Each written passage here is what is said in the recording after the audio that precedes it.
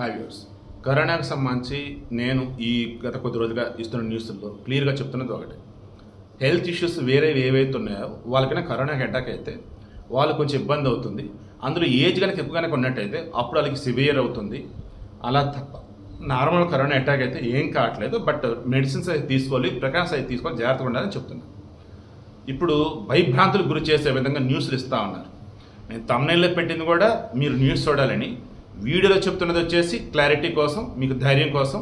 And sensation ఏమి హడావుడేమొద్దు, thumbnails అలానే పెట్టినా, టైటిల్ అలాగే పెట్టినా, లోపల కనీసం వీడియో చూసినప్పుడన్నా మీకు నిజం తెలియాలి కాబట్టి అదే నేను చెప్తున్నానని చెప్పేసి చెప్తాను. విజృంభిస్తున్న కరోనా నిజమే, అది విజృంభిస్తుంది, కానీ మనకేం కాదు, ధైర్యంగానే ఉండండి.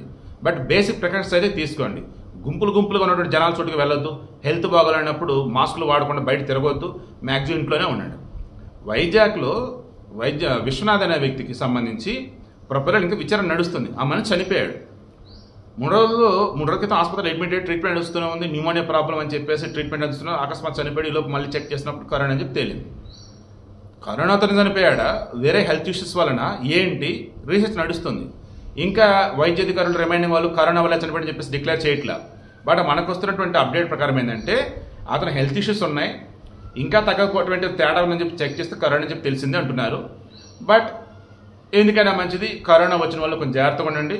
అండ్ హెల్త్ ఇష్యూస్ ఉన్న వాళ్ళు మెడిసిన్స్ అవి తీసుకుంటూ ప్రికాషన్స్ తీసుకుంటుండండి. కరోనా సమయంలో మీరు ఏవైతే డైట్ తీసుకున్నారో, ఏదైతే ఎక్సర్సైజ్ చేశారో, ఏదైతే ఫుడ్ తీసుకున్నారో అటువంటి ఫాలో అవుతుండండి.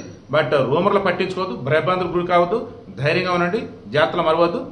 అండ్ మెడికల్ మాఫియా యొక్క వాళ్ళ ట్రాప్లో పడి బలి కావద్దు. It's sincere request.